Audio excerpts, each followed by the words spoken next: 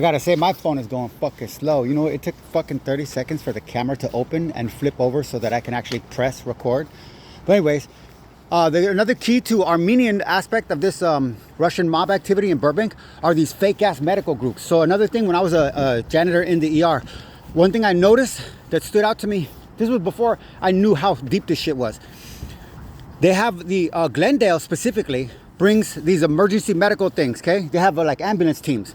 These are Armenian men that do not speak English. How do I know they do not speak English? Because anytime they came in, I would trip out on the nurses who were like, and they'd have to go get an Armenian speaking staff member just to deal with the ambulance staff. How is it a fucking Armenian man who probably has a criminal record, at least in Armenia, able to drive an ambulance when he cannot even communicate with the medical staff, okay? So this is Age Well Medical Group, Inc. At 142, I don't even know what street this is. Anyways, in Burbank, that's the primary address. Right next to, Mitu. I don't even know what Mitu is, but you gotta understand, they're probably gonna lock this whole shit down for the safety.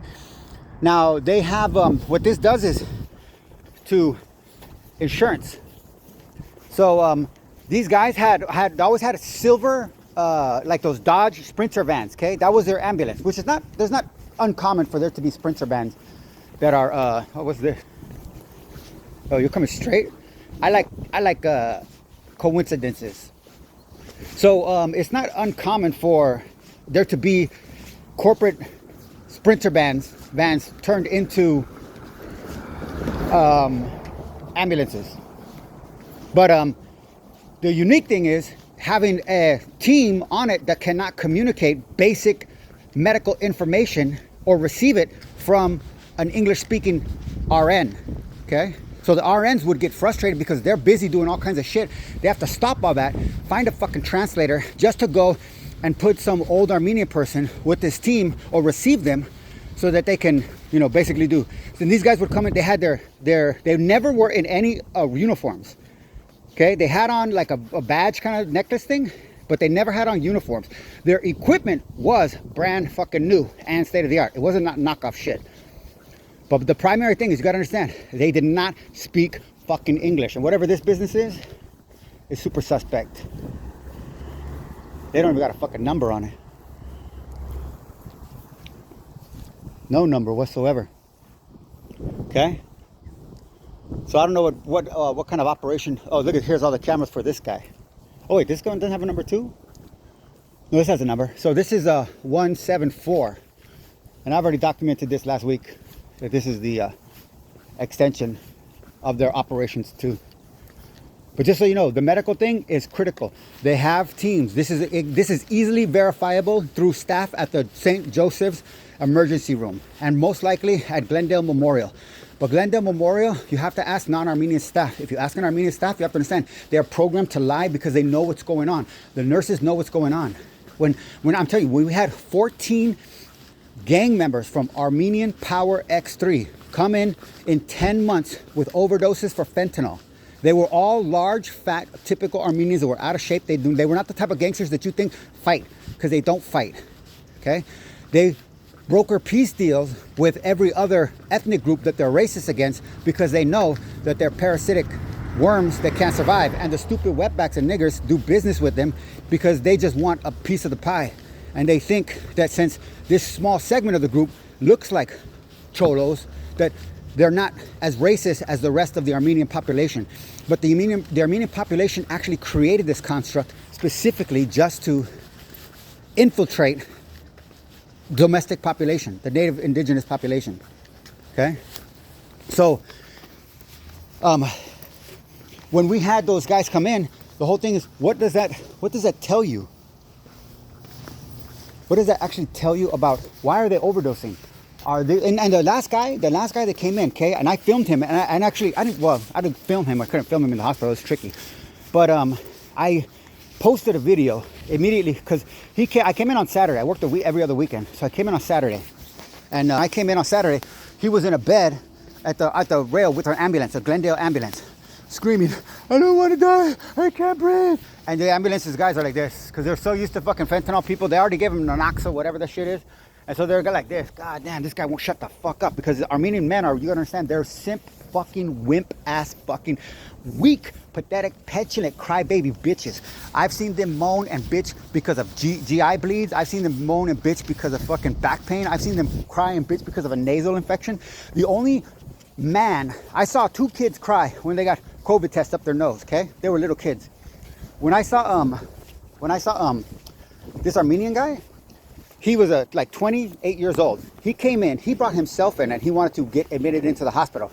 And the nurse that he had was a 3-year veteran of Gaza, okay? An IDF lieutenant. I forgot what his name was. Yossi or something like that. So this guy he was always polite, he was always nice, but he was a fucking extremely fucking racist pig fuck, okay?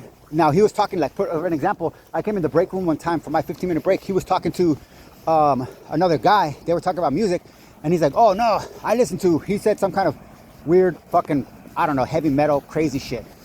And he said the person made a comment like, oh wow, that's pretty rough stuff. And he says, yeah, my girlfriend says that's my angry white boy music. But I tell her, first of all, I'm not white. Second of all, I'm not angry, okay? So just to show you, that's the Jewish psychology. So the funny thing is, this Armenian guy didn't know that. So he said, no, please, I don't know, I don't want to do this. Can you just a little? And he's like, look, we got 2 ways to do this. We have to admit you. So either you're going to let me do this, or I'm going to hold you down and I'm going to do this, because you're going to be admitted to the hospital. And I was laughing my ass off, because I stayed in that area, because it's a corridor that has 4 cubbies and with all curtains. And he was in just the 5th one that's in the corner, like it's an L shape, okay? So the little part that makes the L, that's that little thing. There's only 1 room. It's a little bit bigger than the other rooms. So he's sitting there, and the curtain is pulled back, and nobody else is in that corridor. So I was able to be in all of those rooms, like I'm cleaning all those rooms. So I was a front row seat to see this fool fucking cry as a fucking Jewish guy. You gotta see this shit. As a Jewish guy, the Jewish guy puts his fucking tube thing on me. He was fucking screaming. It was so hilarious. And then he's like, okay, that's 1.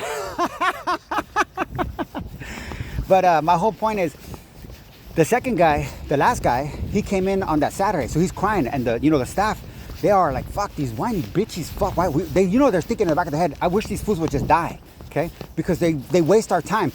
It takes like 5 people to treat these Armenian gangsters that come in with ODs, because of the emergency nature of their admission. They have to put them into bed.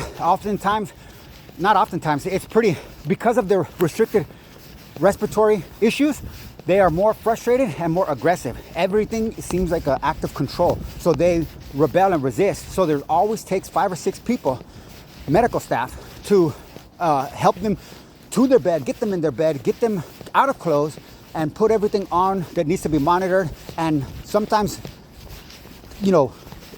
operate through their movements. I don't want to say anything too crazy, but just get past their movements in order to give them they call it a B-52. A B-52 is a Benadryl and 2 other things that 52 milligrams of Benadryl and B-52. And something else, I forgot what it is. But it's designed, they call it that because it knocks people out. So that's what they give rowdy patients and overdose people that are acting obtuse. So they always have to give that to these guys, because they have to keep them in a rested state and reduce their anxiety while they're monitoring their respiration and shit like that, which always takes at least 2 to fucking 6 hours. So again, these are Armenian gangsters serving the Russian mob that are taking up beds in an emergency room in Glendale and Burbank. And the police stand in the waiting room, and they don't even arrest them. They don't even ask any questions. They don't come in there, hey, what happened? So these guys, every time, none of them had ID. None of them ever had ID on them, okay? They were always, only one time or twice did they be brought in other than an ambulance. They came in through the waiting room. And then when the guy came in through the waiting room, I went into the waiting room to go clean it, because I was like, how the fuck did this fool get here? And there was a skinny one who was about 5'4", 5'6", and probably weighed like 145 pounds, who was wearing shorts, and on his knees, below his knees, he had the X3. Okay, and that's specifically for the AP, and he was an Armenian fucking scum fucking piece of shit. And I went and swept right around him, just because because I know they know who I am. So I wanted to make sure that he knew that I knew who he was. Even though I couldn't do anything, I could at least press up against him, if you want to call it that, and make him feel small in a space where he thought that he was safe. Even though he knew that I couldn't do anything, I was just making it very conscious that I wanted to do something, and he knew that he would not be able to. Acting tough is one thing, okay? But the catch is, sometimes acting tough is actually a fear mechanism, as a frozen mechanism, okay? When you understand the way the vasodorsal system works, the vagus dorsal system works, you understand that there are 3 fight or flight motions.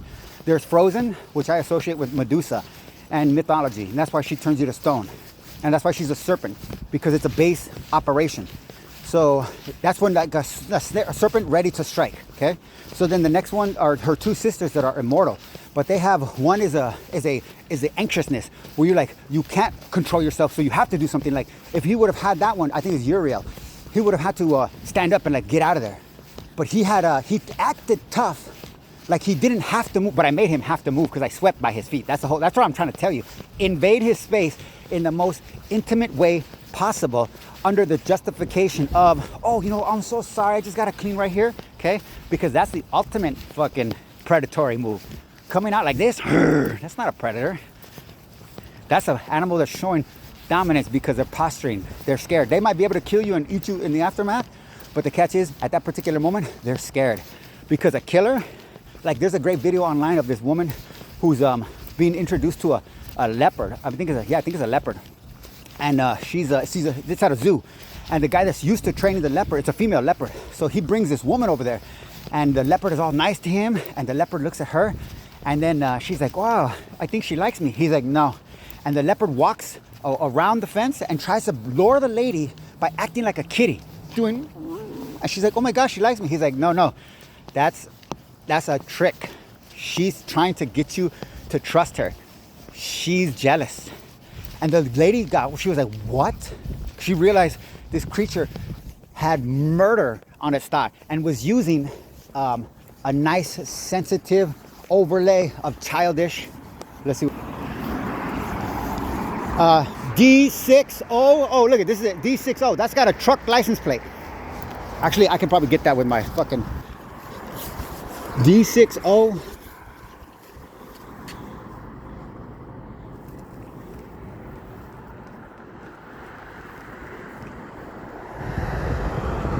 D60. I can't get it. So he's got a truck license plate on a fucking without a TCP. Now I know sometimes they put the TCP when they do that, when they have the because that's another loophole organized crime does. It's part of their whole vehicle leasing shit. Oh shit! I forgot my microphone's over here. This guy's at the ambulance bay. That's what it was called, the ambulance bay. And he's help me. And they get him to the bed, okay? So that was, I come in on Friday night. So when I come back on Saturday at 9:30, I swear, this is crazy. And when he got up, he left. They were like, okay, well, you know, you should stay longer. And he's like, no, I'm good. I just need to get out of here. Well, you have to sign and he got no shoes on, if I'm not mistaken. You just got to sign a against medical advice. And he just put an X. They don't give no information, again, no ID or anything, because they strip them. Once they knock them out, they basically take off all their clothes and put all the monitors and shit on them and put him in a gown. So when he gets up, he's walking out, and there's a nurse that's trying to help him. It's a female nurse. She's like, I think it was Allie, actually. Wow, it's a really nice, I can't believe I remember her name. So she was the one that was always trying to do the sepsis, I'll get all the sepsis, and she would get the stars and shit, because if they do the sepsis checks for everybody that comes in the hospital makes a lot of money. So they reward, like preschool, they reward the RNs, and Allie's a nice person, but she's also like a little girl trapped in a woman's body who's capable of doing efficiently, highly efficient, extremely coordinated medical activities, and very observant. Okay, that little girl thing helps her. Don't get me wrong. It's not a thing against her. It makes her a really fucking good nurse, but it also makes her very vulnerable to manipulation, punishment, and reward. So they said, we'll give you a star and we'll put your picture up on this billboard to show that you're the best one each week. And so she was the one that most commonly got that shit. But she's helping this guy. So she's genuinely a little girl trying to be a nice person and really concerned. So and I'm standing in the vicinity because I'm always waiting. When they came in, I was always waiting for any act of aggression from them, because there were several assaults in the hospital that I got to witness, and when I witnessed them, I understood that the pattern was when somebody in the hospital, a staff member, is assaulted, then they call it code gray. Everybody is free game. I mean, they don't see it like that. That's how I saw it. I'm sorry, I don't know if I'm a predator or not, but I just saw it like this. When you hear code gray, wherever it says, run, Tim. You're just a fucking janitor, but run over there because you might get lucky. So, but it's also, you understand, it's not a joke because like one guy, this nurse, during the pandemic, it was crowded. She wanted to help register people more quickly, so she got a clipboard, she put on her mask, or she already had a mask on. She went out into the walkway and then into the waiting room. She signed up like 4 people. She filled out her papers. She was gonna go get more papers and register them. And then this homeless black guy just fucking full swung and fucking kicked her head and knocked her the fuck out. And then they said code gray, emergency lobby, and that was the last one that I realized. So when they said code gray, so let's see, this person just to this alley. So they came from right here and then they went back in the alley. So let's see where they go. Back out the alley or to a business, because they could go the other way. They could have entered that way, if I'm not mistaken. Yeah, see. So they just did a loop. Just to vacate. So that's the other street. So oh, actually maybe I'm wrong. They oh, so when I saw that, and they had 4 staff holding him down because he was most likely on meth and something else that was, I mean, people really don't do PCP. I've done PCP, just so you know.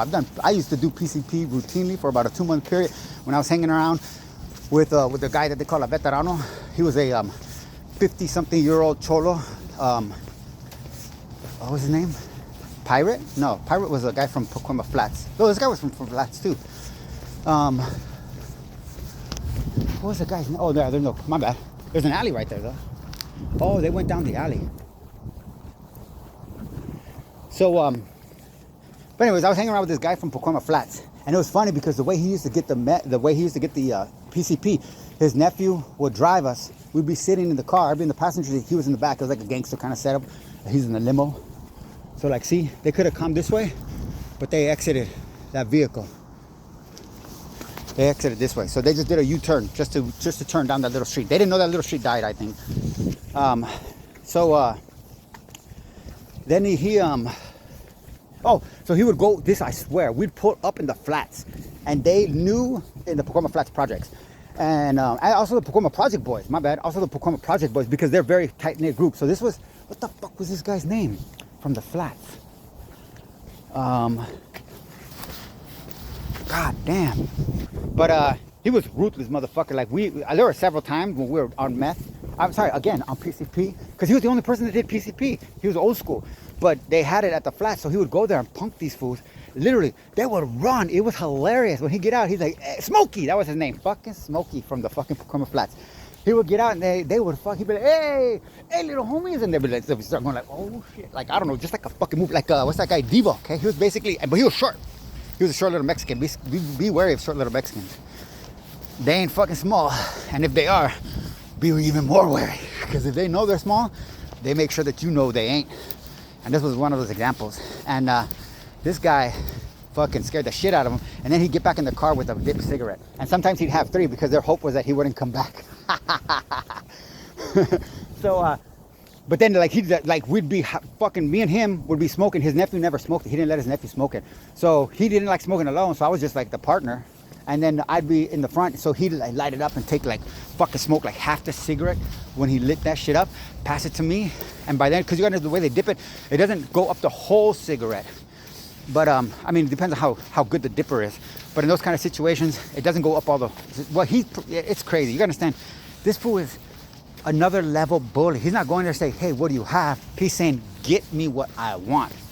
So if they give him a dip that is not adequately dipped, like just a tip, he doesn't say, okay, I'll get back next time. No. He says, do it right. That's the kind of level to gangsters that all have guns, standing on the street, selling drugs, and talking about we're in this for the money. I don't bow down to nobody, trust no bitch, okay? Those kind of men were the ones that ran from this guy. And then when he caught one of them, they couldn't run either, because then that would make it, then he would hunt them down. So they had to walk away. That's what I'm telling you, the joke was amazing. So, but like he'd be high, and he had a 9mm. And sometimes I'm just saying, I would be high, so I never tripped out, because I mean, I couldn't really do anything anyways. And I kind of felt like a hostage in one sense. But the one time that he was in the front seat, because of this whole, we pulled up, he got the shit, we got in the car, hit the shit, we jump on the fucking freeway, on the 5 freeway.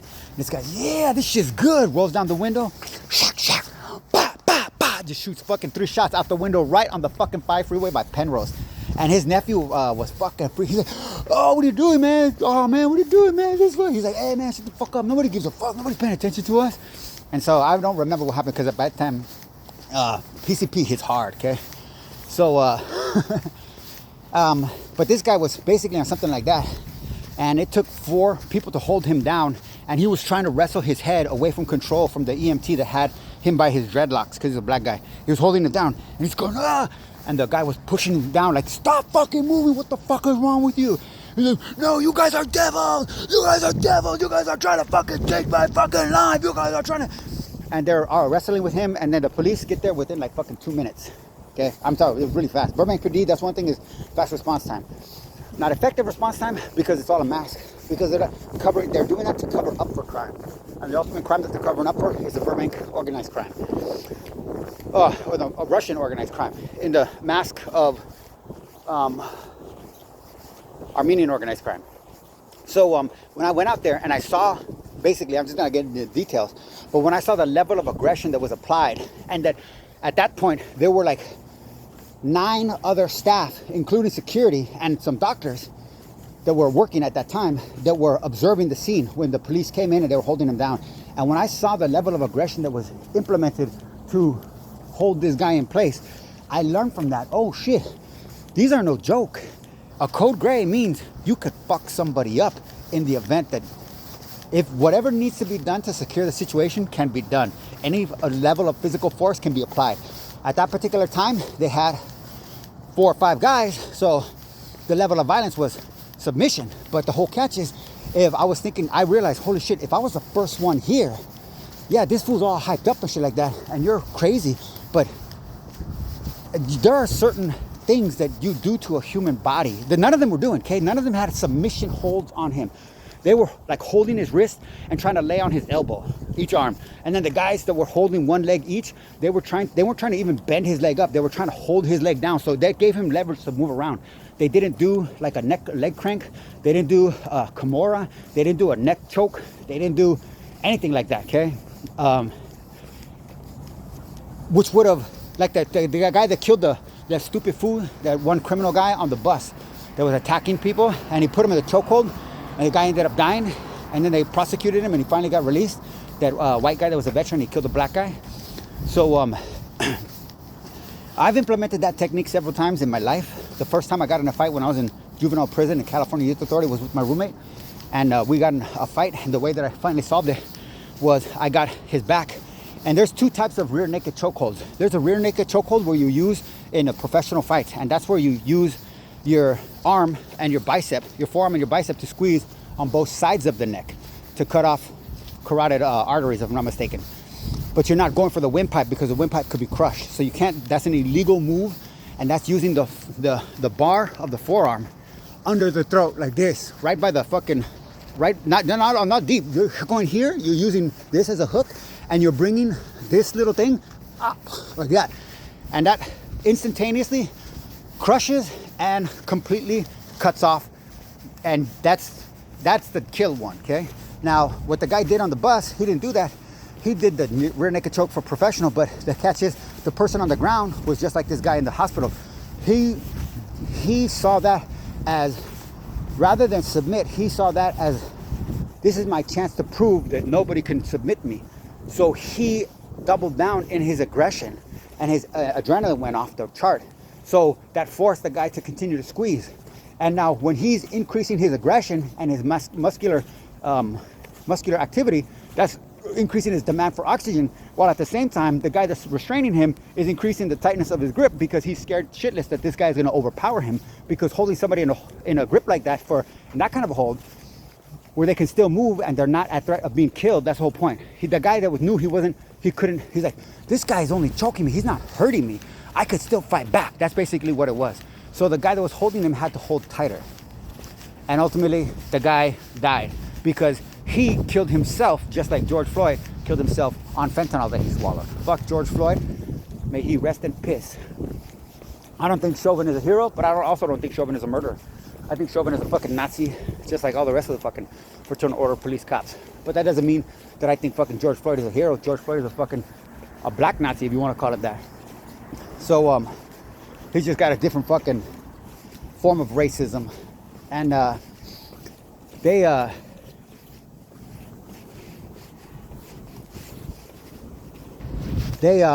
is gonna be interesting. I gotta finish this up because I have to make myself look more vulnerable right now. I've got a plan.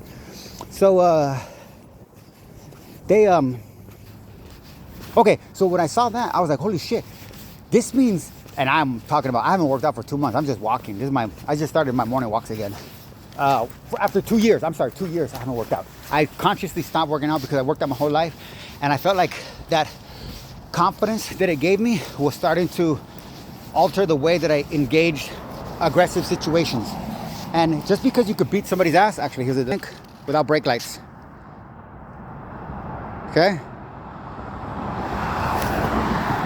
And that's a cop. That's a cop. That's a cop. That's a cop. That's a cop. That's a cop. That's an undercover cop. Okay, now the brake lights went on. That's a cop. That's a cop. Let me see. Were you going to follow him? Nah. Nope, that's an undercover cop that let the guy go with the brake lights, okay? That cop, I'll show you the video that he's in front of my house pulling somebody over. That's a Burbank police car, undercover. So, well, it's not undercover, but unmarked. So, again, that's patrolling me because they know that I'm a threat to the Russian mob in their community. And their primary objective is to protect the Russian mob. So, they're not worried about me doing crimes against Americans. They're not worried about me doing crimes against American businesses. And they're really not worried about me breaking any laws. That's the whole thing. They know I'm not a criminal. That's the crazy shit about these fools. But the catch is, they know that I'm a threat. Because they're MAGA and they protect the Russian mob. So when I saw this guy, I was like, holy shit, I could fuck people up if I hear a code gray. I was like, man, so that was one of these examples. Because during my break time, the job was so intense. It was only 8 hours. But I would walk 4 to 7 miles just pushing my cart in a little bitty circle. And then I couldn't rest. I couldn't let my body cool down because the level of cleaning, getting all the blood, getting all the piss, getting all the shit out of the bathrooms, out of the walls, out of the trash cans, getting the vomit, all cleaning sheets and all kinds of shit like that. In the waiting room during the pandemic, keeping everything, trying to make it maximum thinking that I'm doing this not for myself. I'm doing this to protect the people that are working here doing the real work. I didn't see what I was doing as important, but whatever I got the chance, I tried to help them as much as possible. And the main thing that I did was anytime they got a new patient in, I was the first one to pretend like I was taking the trash out of the room or checking the trash, just so I could have an excuse to offer a blanket, because people like that shit in the hospital. They like hospitality. I come from the food service industry, so I understand the complex, the concept of hospitality, which honestly, it's not a knock to them because they're so overwhelmed often, but most nurses don't get that. So it was something I tried to compensate for them. So, but, as time went on, and, the last 3 years, I've been like, 10 or 15 physical altercations that would amount to a fight, that not all of them do I count to as a fight, because in my world, a fight has to be, 2 punches or 2 swings or 1 swing or a push or fucking a wrestle to the ground with no actual punches, or maybe a wrestle to the ground with just some punches to the body. Those don't count as fights. Those are just scuffles. But in your world, you guys count those as fights. So I understand the distinction. But so effectively, I've been in probably like 15 or is that a dog?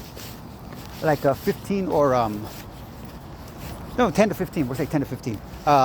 What you would consider physical altercations. in the last 3 years. No legal, no, and I've had one guy in that one thing had to pay me $3,333 as a settlement so that I would not press charges against him after I beat the fucking shit out of that motherfucker. Like, he swung on me twice and I let him swing because of that level of confidence. And when he swung the third time, I let myself get out of control and I pummeled the fucking shit out of his fucking face and the back of his head. And I was actually scared myself, not for him, but thinking like, oh fuck, Tim, if you hit somebody like that in the back of the head in the right way, you're gonna fucking do some serious damage or possibly kill him. You can't fucking be doing that shit, fool, just because you can do it. So I would go work out at the park. Like, here's a park, an example. This is the kind of park, exactly. Same park system. It's not the same park, but it's the same park system. So there's a park just like this by the hospital, right? Literally right by the ER. So I would go out and I would exercise during my 15-minute break and my 10-minute break, and my 30-minute break. And just to stay active and keep my muscles up. So I would always, once I figured that out and these Armenians started coming in, I would float around them because when they woke up, they were always agitated.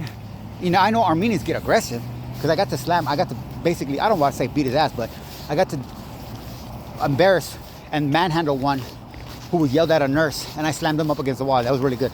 And all the staff were thanking me and they liked it. And then I left, and then when I came back at night, the medical staff, they were, you know what they told me? They're like, can you believe it, Tim? You know that asshole that you beat up? That's what they said, because again, that's their perception. I just threw him against the wall and put my fucking, like, slammed him against the fucking wall like a rag doll. And this is a hospital wall, so it's a fucking brick wall.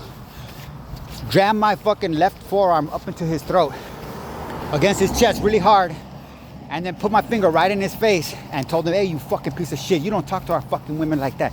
And his girlfriend ran out of the fucking room, who was pregnant. That's why they were there. And he was yelling at her. So she came, he was telling her, we gotta get the fuck out of here, come on, wait, we're here. She's like, oh baby, just a little bit longer. And then the nurse came back, she's like, we just got another test we're waiting for. He's like, what the fuck is taking so long? And boom, I went out there, bam, slammed that, because she got the nurse, I could see fear in her face, a little Filipino nurse. And that's all I needed. So, and I point to the girls, right, and the girl came to like right next to my side to be like protective of her boyfriend. And I used my finger right to her face. Oh, I'll go over here, there's light. So then I used my finger. Oh, here's somebody monitoring me. See?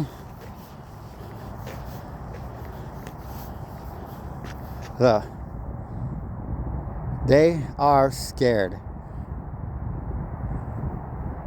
I'm in the light so they can see me, obvious. Actually, is that a van? Let me see. I'm curious who that is. I'm gonna walk that way to see what happens. So they oh no, it's not a van, that's an SUV. They yeah, he's at an intersection. They oh, so then I pointed in her face and I was like, oh, you talk to that bitch like this. That's what she's for. She looked at me like, huh? And then when I saw her do that, I yelled at him again. You understand? That's what she's for. You don't do that to our nurses. And he was all fucking wide-eyed. But the nurses were like, can you believe they let that asshole back in the motherfucking hospital after you left? They waited for me to leave, and then they told him that he could come back in the hospital. So let's see who this is. No front license plate. Oh, it's a security guard. What the fuck you a security of? Look, driving around like a security guard. That's a fake security guard. They got no security thing. They got no license plate. They got a fucking Honda Los Angeles Raider type plate. They got no identification, no corporate identification, other than somebody dressed up as a costume as a security guard.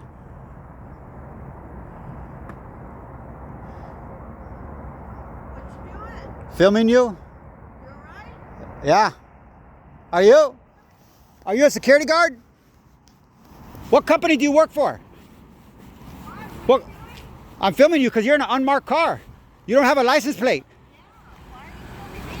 Because you don't have a license plate. Yeah, you don't have a license plate. Are you a security guard? What are you? What I am? You don't know what I am? No, I don't know what you are. But why are you driving around in an illegal vehicle? You don't have any license plates. Because I'm going to the park, dumb fucking fat bitch, to work out. See? So, When I tell you, that's real world shit right there, okay? Okay, look at. She's fucking vacating the fucking whole area. Oh, she knows. Exit stage right. And that street that she went on right there is on the other side of the wash, so she can't come back over. So she's at.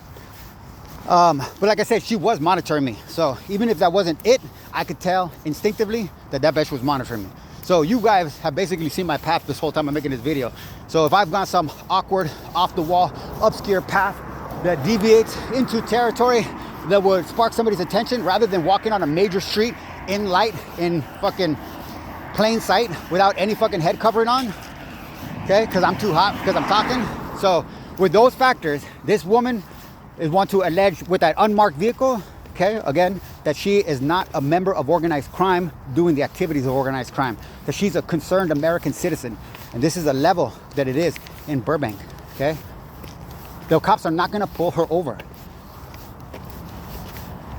Now the catch is, if she comes back, she understand I'm prepared for several factors for incidents like this that I don't have to explain because I'm fucking a genius. So anyways, I realized after several more, I left the hospital, and then after several more altercations, including one where after I got the guy he cut my head because when I slammed him to the ground, he had his phone in his hand, and so he was doing this on the back of my head, just right here though. There's no pain because that's the hardest part of your head. But the catch is, because it's the hardest part of your head with a hard object, the skin breaks the easiest. So there was a cut there. I did bleed, and I had him down on the ground, and I had him pinned his face too, and I turned his head, and I was getting ready to lay elbows on him, and this old fucking 60-year-old lady who had just came with her grandson and bought food from me from the food truck, she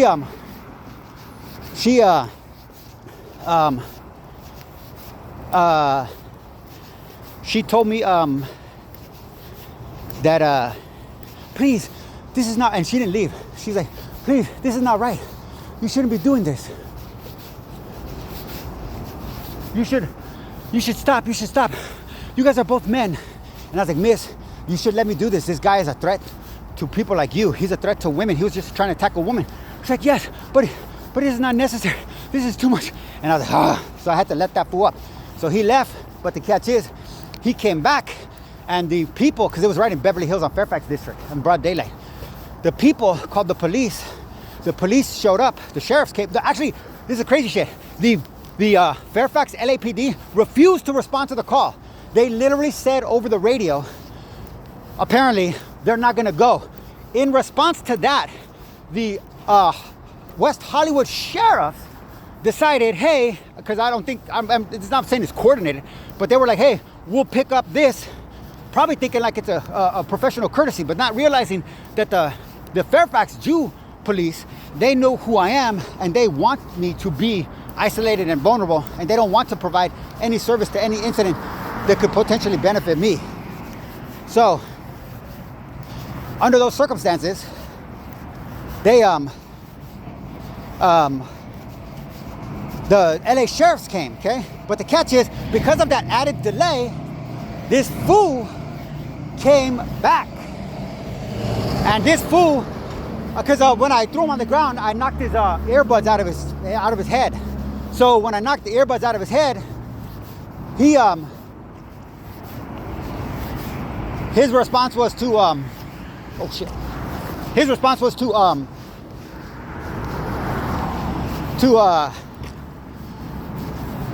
oh, he left, and it's all amped up. So he got bolstered. I don't know, he got stupid. He's like, oh, those are my earbuds. So he came over he came back to get his earbuds. And when he did, the sheriff showed up right then, okay? So the people that had called, that had saw this, because there's a bunch of customers that's during business, they're like seeing me as heroic. So they're pointing out to the cops, that's him right there, that's him right there. So they arrest that guy on the fucking spot. That guy got a felony charge because the woman that started, the reason that the whole thing started was he was basically berating a woman and on the verge of what I would say assaulting her, because she was letting her little dog pee on a tree while he was walking. He went by, he's like, what's wrong with you, you fucking sick bitch? You are fucking disgusting. Are you kind of whore or something like that? Why don't you clean that shit up? She's like, oh, I'm so sorry. I'm just letting you. I will. And then he stopped. He walked like 4 steps right in front of my truck. And then he turned around again. And he started yelling at her again. You fucking bitch. What the fuck is wrong with you? And then he took like 5 steps. And he did it again. He was at the back of my truck. So then I opened the door. And when I opened the door, I said, hey, dude, what the fuck is your problem? And he's like, he looked at me. And then he looked at the truck. And I could tell that he figured, oh, this guy's at work. He can't do nothing. He said, shut up, you fucking animal. I'll kill you. So I jumped out the fucking truck. I went up to his face. I said, kill me then, fool. I said, you want to threaten me? And then he said, get back. And he touched me. I was like, oh, you touched me?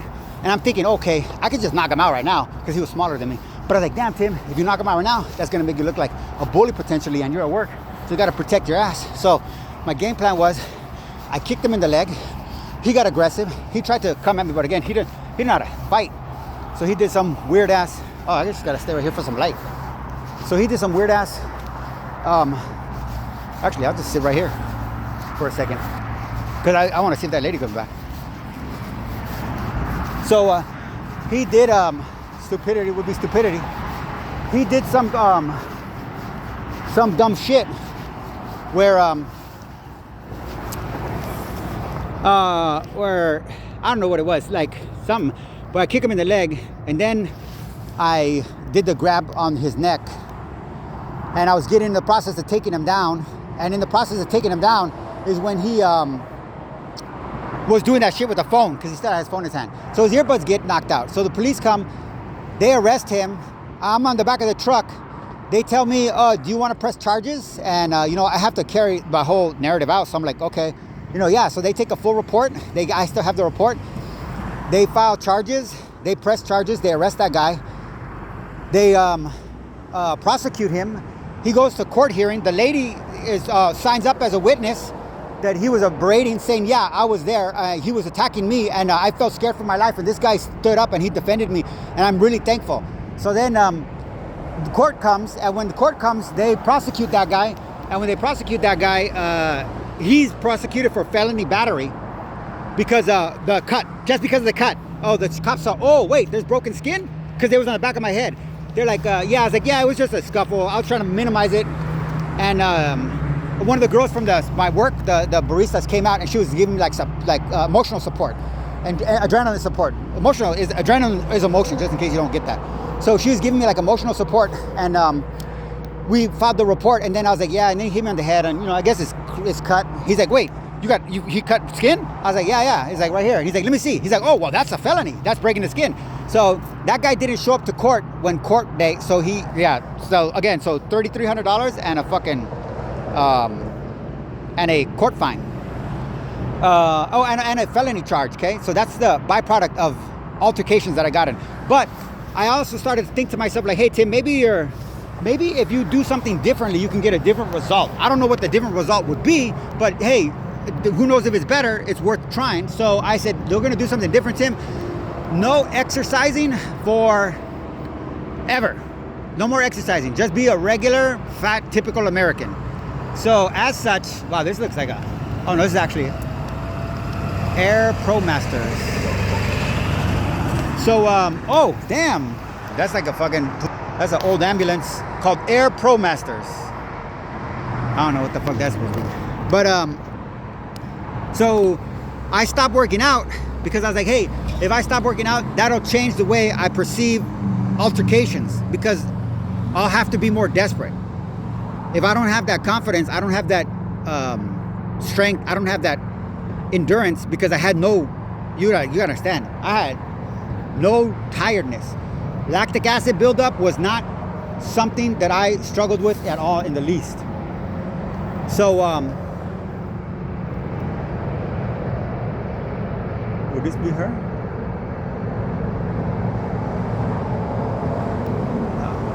Oh, she left. I was hoping she'd come back. But, so since then, I have employed what I consider creative alternatives to brute physical force that rely on objects to amplify my activity. You can call them weapons or whatever you want to call them. I don't give a fuck. But, so in the hospital, I had another level. I was a 100% predator looking for an opportunity to release. the frenzy. And so anytime these Armenian guys were reviving, I was always trying to be in the vicinity because I knew they were going to be rude to the nurse that they was talking to. And depending on who the nurse was going to depend on how rude they were going to get. So like if it was a female nurse telling them, hey, you can't leave, you got to sign this paper, they would be more likely to be aggressive. Car.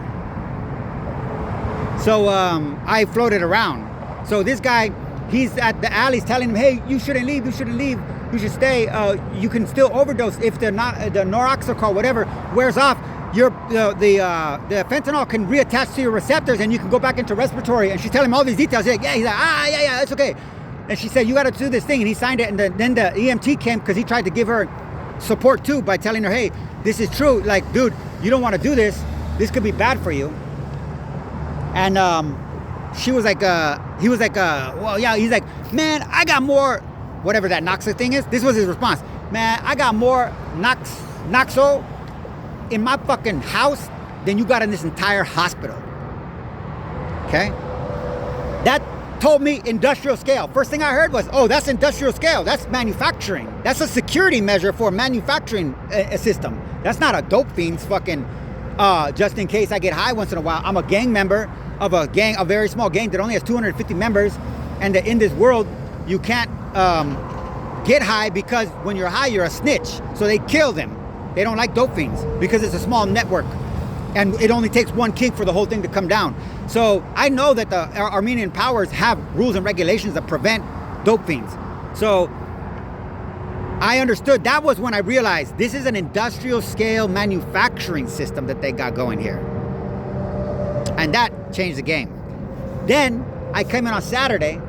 This fool was at the ambulance bay. And I was tripping because I was like, is this deja vu? What the fuck? Crying again. Louder. I can't breathe. And the fucking the Glendale ambulance guy was like just sitting there literally like that because he couldn't leave the guy's gurney because that's his job to stay there. So they get him in a room, they do the same thing, they knock him out, he goes through the process, he wakes up in the morning, and then he signs the thing again, and they're like, you shouldn't go, this is the second time you came here. He's like, yeah, no, it's no big deal. I went to my enemy's house. I went to my enemy's because my girlfriend dumped me and I was sad. I didn't want my homies to know. I was embarrassed. So I went to my enemy's and I bought fentanyl and I don't use it, so I overdosed. I'm sorry. But that was different. So that to me was him projecting. And I realized that he was trying to cover his ass because of what I posted the day before. And that verified that I was onto something.